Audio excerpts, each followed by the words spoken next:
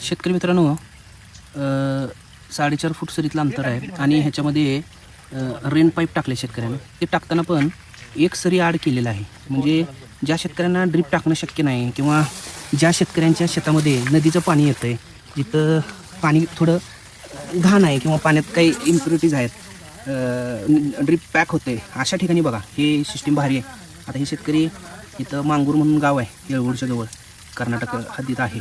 तर तिथे या शेतकऱ्यांनी ही चांगली आयडिया राबवल्या. रेन पाईप म्हणतात त्याला. आणि पाणी आता ही कधी त्यांनी रात्रभर चालू ठेवलं ना, आता थोडा वेळ आम्ही बघायसाठी चालू केले. तर पाणी बघा कशा पद्धतीने, म्हणजे त्यांचं म्हणणं होतं की 8 दिवस तरी परत पाणी द्यावं लागत नाही. आता काही ठिकाणी हे जुन्या पाईप आहेत, ते थोडे लिकेज आहेत, तर त्यांचं काढण्याचं काम चालू आहे. पण एक कन्सेप्ट आवडली ही आणि कन्सेप्ट केलं. आणि एक सरी आडच टाकावं लागते, त्यामुळं खर्च आणि कमी. हे बघा दिसतं.